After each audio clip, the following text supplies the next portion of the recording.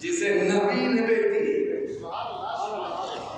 دی ہے، یا علی اوتیت الحسن والحسین من صلبک ولم اوتی مثلها من صلبی۔ اے علی جیسے بیٹے حسن و حسین تمہیں ملے، ایسے بیٹے تو دنیا میں کسی کو بھی نہیں ملے، حتیٰ کہ مجھے بھی نہیں ملے۔ ہے آسان کر رہا ہوں، سنتے رہتے ہیں لفظ آپ، جیسے بیٹے تمہیں ملے۔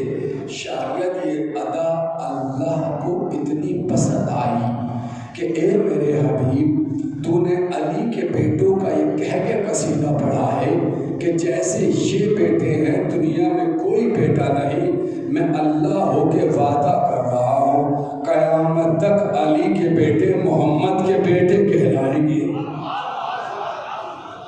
ہے نہیں، آپ سناٹا رہ گیا، میں نہیں کہہ رہا ہوں، اس پہ تو علی نے تائید کی تھی، علی نے مہر لگائی تھی جب میدان صفین میں علی نے اعلان کہا جنگ آج ہوگی۔ بچوں نے پوچھا، مالک اشتر نے پوچھا کون لڑے گا؟ کہا میرا بیٹا لڑے گا۔ حسن و حسین دونوں آگے بڑھ کے آئے تھے، بابا آج تو ہمیں لڑنے کا موقع مل گیا، ہم لڑیں گے۔ علی نے کہا میں نے کہا ہے میرا بیٹا لڑے گا، میں نے کہا ہے میرا بیٹا لڑے گا۔ بابا پھر ہم کون ہے کہ مباہلے کے دن سے تم تو محمد کے بیٹے ہو۔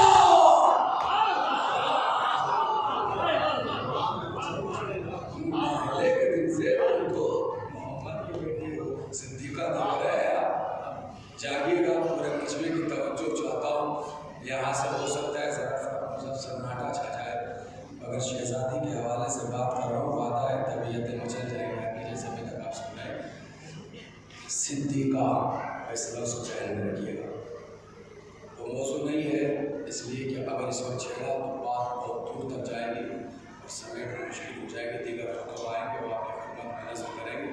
بس 2 سے 3 منٹ میں اس چیز آپ کو نظر کر رہا ہوں۔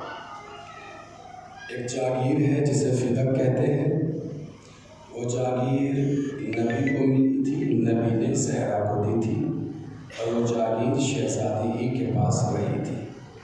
اور یہ جاگیر فدق کوئی باغ نہیں ہے، ایک علاقے کا نام ہے فدق۔ ہم اردو کے کنگال افراد ہیں تو ہم نے کہہ دیا باغ فدق، اور یہ دشمنوں کی سازشیں ہیں کہ ہم نے کہنا شروع کر دیا باغ فدق، ورنہ لفظ ہے جاگیر فدق۔ جاگیر لامحدود ہوتی ہے، باغ محدود ہوتا ہے۔ وہ جو فدق جس پہ دشمنوں نے قبضہ کیا وہ محدود نہیں تھا، اس کی حدوں کا عالم یہ تھا کہ جب بادشاہ وقت ہارون نے کہا تھا امام سے لائیے سرحد بتائیے، ہم آپ کا ملکیت آپ کا باغ فدق آپ کو لوٹا دیتے ہیں، تو جب امام نے سرحدیں کھینچی تو وہ یہ کہتا ہوا نظر آیا سب آپ کو دے دیں گے تو رہ کیا جائے گا، وہ ہے فدق۔ اتنی بڑی ملکیت، اور یہ آئی کہاں سے تھی؟ بڑی جلدی سے، کیونکہ یہ چیز پڑھنی ہے بخدا ممبر کو بیٹھا مبالغ آ رہی ہے، کئی مہینے سے پڑھ رہا ہوتا تو پورا خطبہ فدق آپ کو سناتا۔ امروہہ میں وہی موضوع فدق چل رہا ہے، خطبہ فدق۔ اور یہ 2-4 جملے سن لیجیے گا۔ کہتے ہیں کہ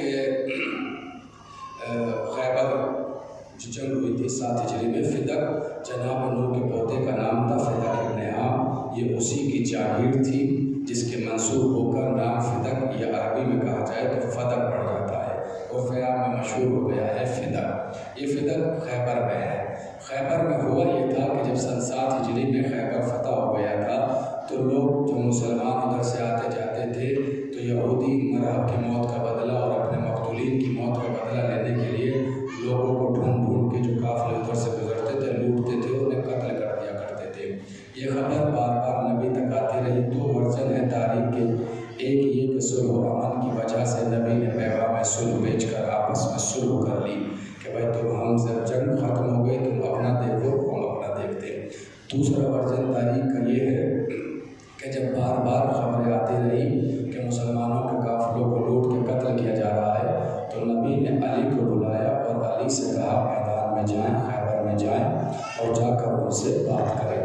تنہا علی دوسری مرتبہ خیبر میں آئے اور آنے کے بعد یہودیوں کے سرداران سے گفتگو شروع کی کہ بھائی دیکھو تم جو آتے جاتے مسلمانوں کو قتل کر رہے ہو یہ مناسب نہیں ہے، اگر تمہیں جنگ کرنی ہے تو پھر کھل کے میدان ان سے جنگ کر لو۔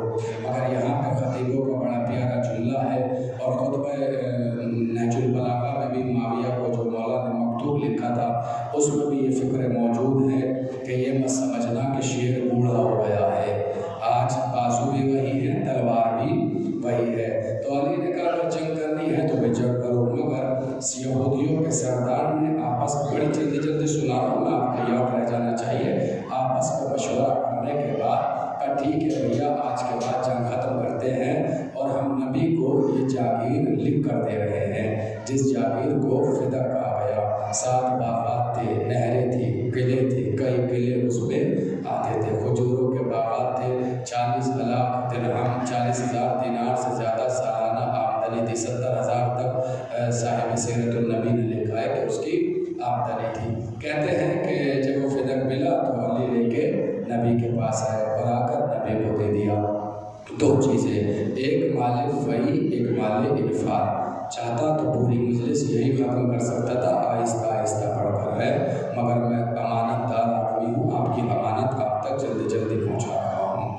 کہتے ہیں کہ نبی کو لائے 2 چیزیں ہوتی ہیں، مال فہی انفاق یا مال غنیمت۔ مال فہی مال انفاق اس مال کو کہتے ہیں کہ جس میں کوئی جنگ نہ ہوئی ہو، خون نہ بہایا ہو، گھوڑے نہ دوڑائے گئے ہو، لڑائی نہ ہوئی ہو، جہاد نہ ہوئی ہو، یہ بس اسلام کے رعب و دبدبہ کی وجہ سے اسلام کو مل جائے تو اس آنے والے مال انفاق میں کسی کا حق نہیں ہوتا، یہ پورا کا پورا رسول کا ہوا کرتا ہے۔ دوسرا ہوتا ہے مال غنیمت۔ مال غنیمت میں جنگ ہوتی ہے، جو ہاتھ لگتا ہے مال وہ سب میں بڑھتا ہے، 80% امت میں بڑھتا ہے، 20% نبی کا ہوتا ہے۔ اب یہ بتائیے جو جاگیر فدق آئی تھی اس میں جنگ ہوئی؟ جلدی سنا لیا آپ نے، جلدی سن لیا، آپ بولنا شروع کیجئے یہاں سے۔ جنگ ہوئی، لڑائی ہوئی، گھوڑے دوڑائے گئے، کچھ نہیں ہوا، ایسے ہی اسلام کو رعب و دبدبہ کی وجہ سے لکھ کے دے دیا تو اس میں کسی کا تو حق نہیں گا۔ سن 7 ہجری میں یہ ہوا، سن 7 ہجری میں 7 ہجری میں یہ ہوا، قرآن کی آیت نازل ہوئی، وَآتِ ذِی القربیٰ، اپنے قریبی رشتہ داروں کو ان کا حق دے دو۔ کہتے ہیں کہ نبی نے فوراً لکھ کر مہر لگا کر، آج کی زبان میں اگر ٹرانسلیشن کروں تو رجسٹریشن شہزادی زہرا کے نام کر دیا، بے نامہ شہزادی زہرا کے نام کر دیا۔ اب جیسے نبی خرچ کر رہے تھے ویسے ہی بیٹی نے خرچ کرنا شروع کر دیا ہے۔ 40,00,000 دینار سے زیادہ کی آمدنی تھی، آپ متوجہ نہیں ہے، گھر میں سوکھی روٹیاں کھا رہی ہیں، مگر یہ مت سمجھیے گا کہ کنگال ہے، جائیداد اتنی ہے مگر لٹا سب اسلام پہ رہی ہے۔ اب فکرہ کہنے لگا ہوں، اور اگر مچل جائے تو طبیعتوں میں یہیں سے بھوچال لے آئیے گا، گفتگو کرنے لگا ہو۔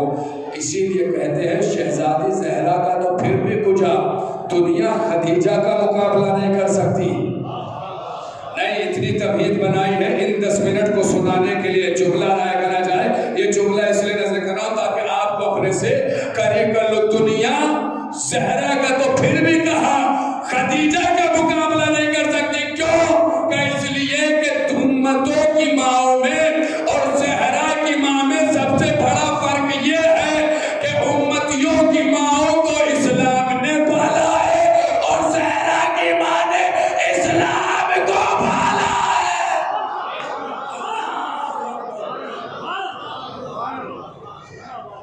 امتیوں کی ماں اسلام نے پالا ہے اور اسلام کو زہرا کی ماں نے پالا ہے، اور ویسے ہی اسلام کے لیے خرچ کر رہی ہے شہزادی۔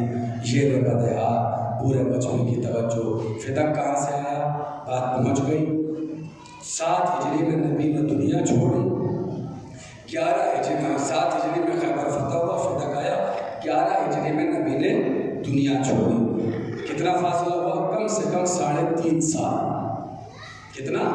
7.5 ہجری کو خیبر کی تاریخ رجب کے مہینے سے 28 صفر سن 11 ہجری، آپ جوڑ تقریباً آلموسٹ 3.5 سال کا عرصہ، وہ 3.5 سال یہ ملکیت شہزادی کے پاس رہی۔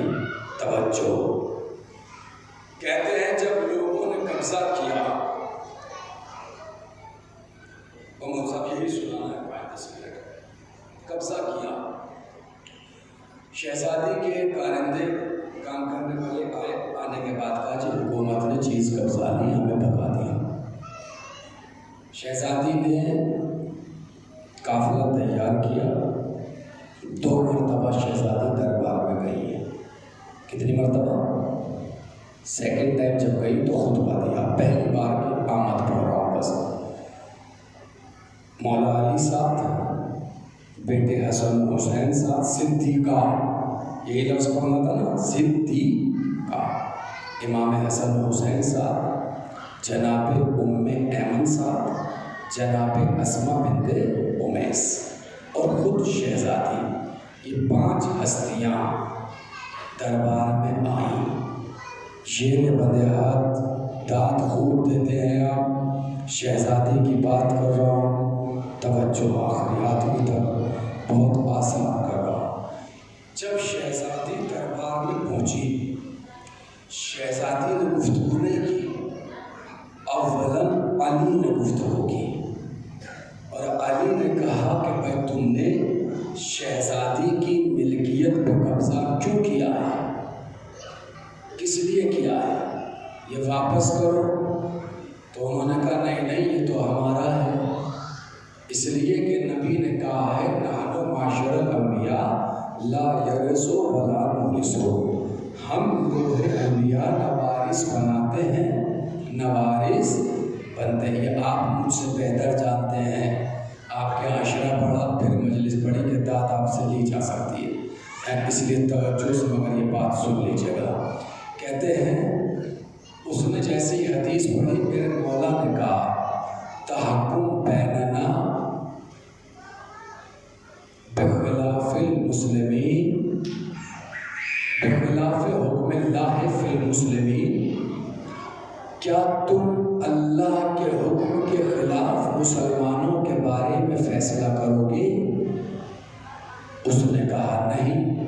اب علی نے ایک حدیث پڑھی، حدیث پڑھوں گا ہوا ہو جائے گی، اس لیے آسان سے حدیث کا مطلب بتا رہا ہوں۔ کیا ملکیت ابھی تک کس کے قبضے میں ہے؟ فدق شہزادی کے۔ قبضہ کس نے کیا ہے؟ حکومت نے۔ نبی نے ایک حدیث بیان کی جو علی نے پڑھی، اور وہ یہ تھی کہ جیسے کہ یہ اسٹور اس وقت کس کی ملکیت میں ہے؟ بولیے آپ گھبرا کیوں رہے ہیں؟ میری ملکیت میں ہے نا۔ نوجوانوں کم سے کم 5-7 سوالوں کے جواب ایسے دینے جا رہا ہوں کہ سال بھر آپ شہزادی کے عنوان پہ آپ کی زبان خاموش نہیں رہے گی۔ مرزا کس کی ملکیت میں ہے؟ میری۔ آپ میں سے یہ شریعت کا قانون ہے، آپ میں سے کوئی کھڑے ہو کے دعویٰ کرے کہ یہ جو رضا حیدر کے پاس اسٹال ہے یہ میرا ہے، تو اب شریعت یہ کہتی ہے کہ جس نے دعویٰ کیا ہے وہ گواہ پیش کرے۔ نکل گیا۔ گواہ کون دے گا؟ جس نے دعویٰ کیا ہے۔ میرے پاس تو ہے، میرے لیے قانون یہ ہے کہ بس میں یہ کہوں قسم کھا کے قسم سے یہ میرا ہے۔ گواہ کون دے گا؟ جس نے دعویٰ کیا ہے۔ اس نے کیا کہا کہ یہ ملکیت ہماری ہے۔ پھر کہتا ہے اگر آپ کی ہے تو آپ گواہ لائیے۔ علی نے کہا کہ شریعت کے خلاف حکم دے گا؟ کہا نہیں۔ کہ پھر گواہ کیوں مانگ رہا ہے؟ اس لیے کہ فدق ملکیت میں تھا زہرا کی، دعویٰ تو نے کیا ہے، گواہ تو لے کے آ۔ کیسے بیٹھے ہیں آپ؟ کتنی آسان سے گفتگو کر رہا ہوں۔ یہی آج بھی لو ہے، یہی آج بھی لو ہے۔ پوچھے گا وہ مولا سے گواہ کون دے گا؟ جس نے دعویٰ کیا ہو۔ علی نے کہا تیرا پہلا مرحلہ غلط ہے، گواہ تو دے کیونکہ قبضہ تو نے کیا ہے۔ 3.5 سال سے یہ تو زہرا کے پاس تھا اور 3.5 سال نبی کی موجودگی میں رہا۔ سوال یہ ہے کہ اگر اس میں تمہارا حق تھا تو 3.5 سال نبی سے مانگا کیوں نہیں؟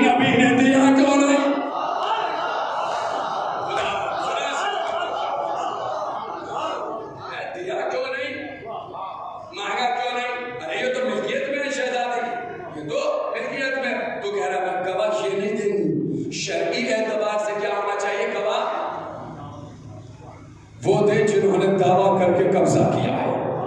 پہلا جواب، اب اگر آپ سے کوئی یہ کہے کہ بندہ نہیں تھا تو کہنا 3.5 سال تھا.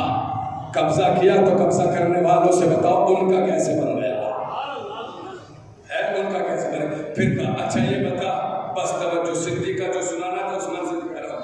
اچھا یہ بتا، بسم اللہ الرحمن الرحیم، انما یرید اللہ لیذھب عنکم الرجس اہل البیت ویطہرکم تطہیرا. یہ بتا تخت پہ کون بیٹھا ہے؟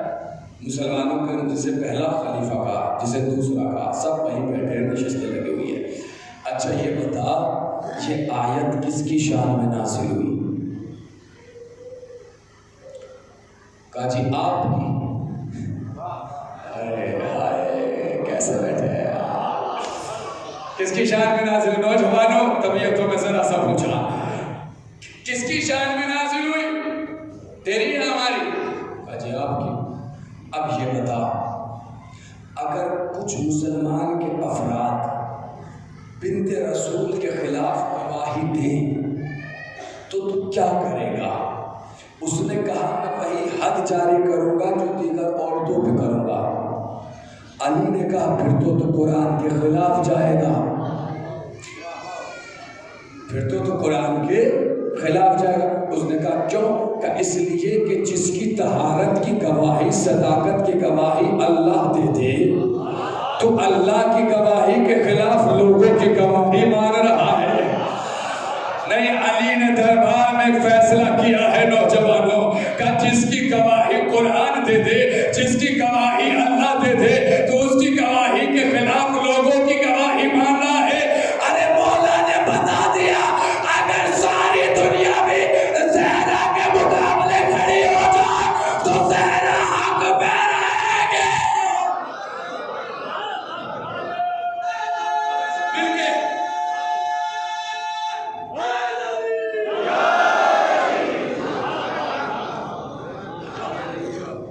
بہت آہستہ آہستہ پھر توجہ.